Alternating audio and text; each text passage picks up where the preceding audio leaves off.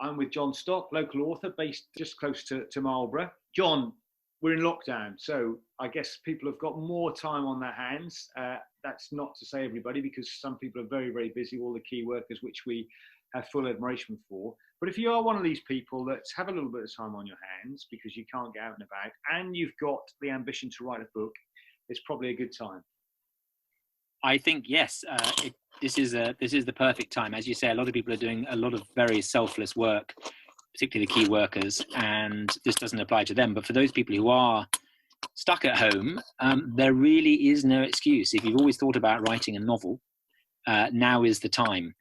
There's always that well-known exchange in a pub where two mates are talking, one person saying, I'm writing a novel, and the other one goes, me neither. You know, it's very easy to say you're writing a novel and not actually get around to doing it.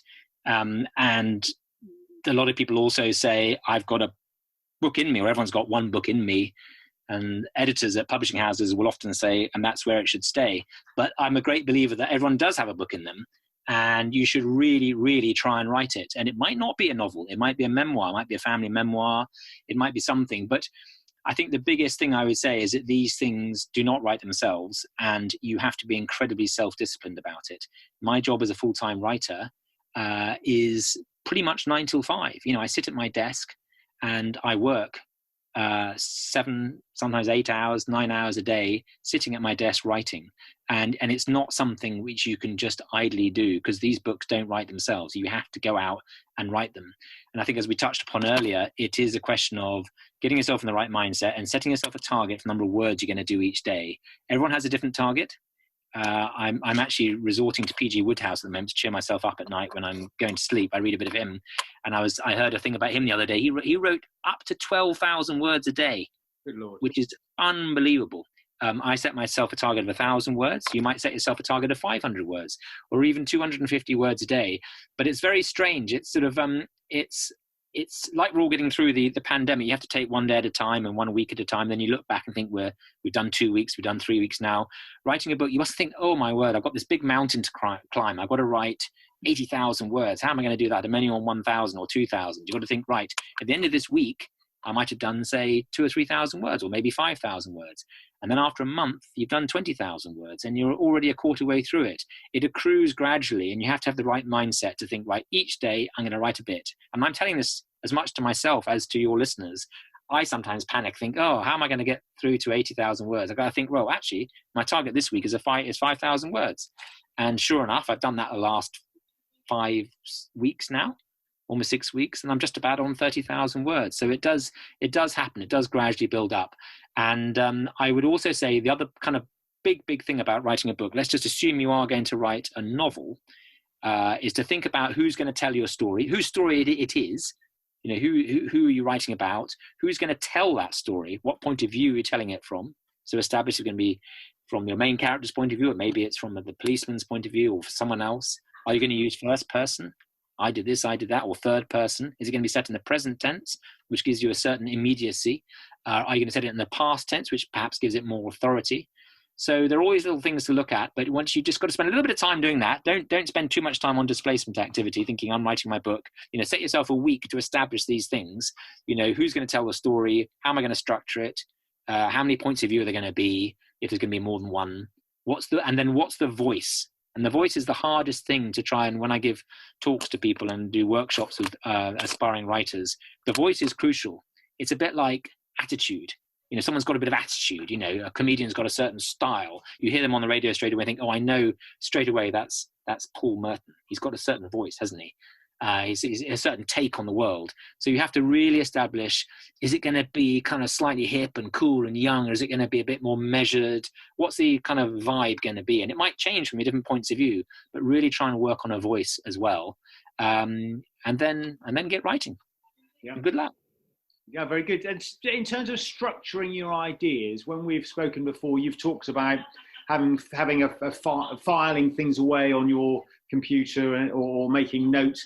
Any hints and tips in terms of the early planning stage, in terms of getting a bit of structure around the ideas? And you know, should you have the ending in mind, or are you well, what's best, have the ending or let things flow and change things? Any tips there? Yeah, people do different things. There are some authors who plan everything and sketch out a chart for every single chapter, what they're going to achieve in each chapter. I like to have an idea, a firm idea where I need to end up at the end of the book. And I don't like to plan all thoroughly between when I start and when I finish. I know where I've got to get to. It's a bit like telling a joke. You know the punchline, but you might tell the joke differently every time you tell it. So you be aware where you need. I think it is a bit dangerous. I know it's a problem Hollywood has with a lot of films is the ending. You know, they always struggle with endings. And I think with books, it takes that pressure off a bit if you know where you've got to kind of reach at the end.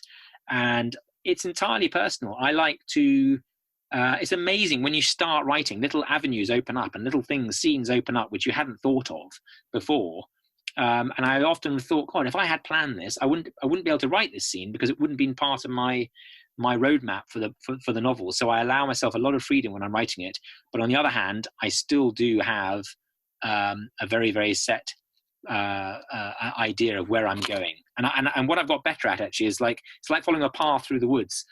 If I start straying off that path down a wrong turning, I now know quite quickly that I'm going wrong. So as I write more books, I don't waste too many chapters. I mean, I don't get back and thinking that entire chapter is wrong, I'm going to delete it. I know almost as soon as I start writing it, that's not quite right. Get back onto the path again and follow that route through the woods.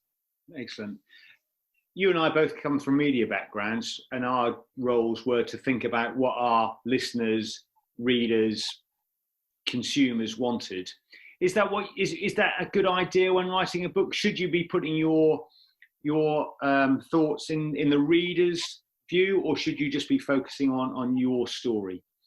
Yeah, it's a very interesting one. That I think what I say straight away is that it's dangerous to chase the market, because that way, if we could do that, we'd have algorithms that would come up with a formula for writing what's selling well now. And of course, if an algorithm did write a novel, no one would buy it. So I think you've got to be aware of what's happening. But often the things that suddenly do well on telly, or sudden film that captures imagination, or some book that publishers go, wow, where did that come from? That's so against everything which we're kind of thinking was selling well at the moment. And suddenly a book comes along and it just, bam, just sells incredibly well because it's completely different.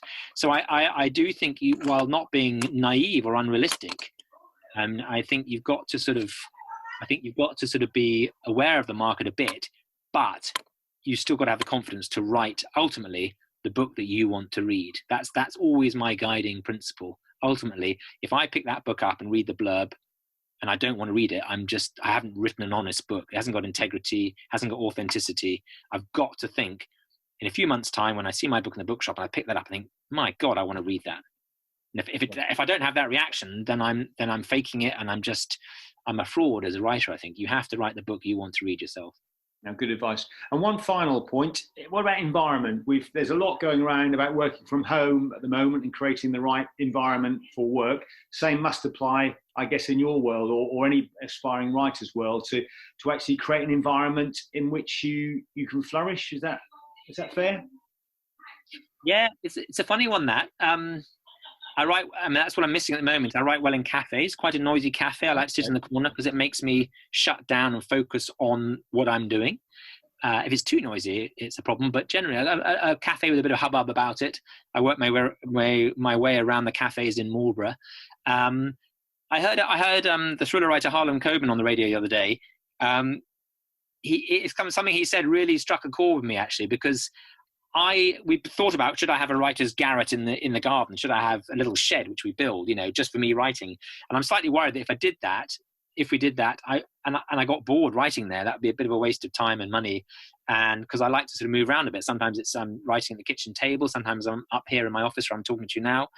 Harlan Coben had an extraordinary experience recently. He had quite a long Uber drive to an interview, and he had his laptop in the back because in the middle of writing when he realized he had to go to this interview. And he sat in the back of the Uber and wrote really well. Wow. And then for the next few weeks, he hired Uber drivers to drive him around, and he wrote in the back. I mean, he's incredibly successful, very rich. He could afford to do that. But he just found the environment of being in the back of a cab, laptop on his lap, just worked for him at that stage of where he was in the book. Gave him ultimate focus, something about driving around. I don't know, maybe he was writing car chase scenes or whatever, but he just found that environment. And I really related to that. Sometimes it does change for me. So I don't think people get too hung up. I haven't got anywhere to write.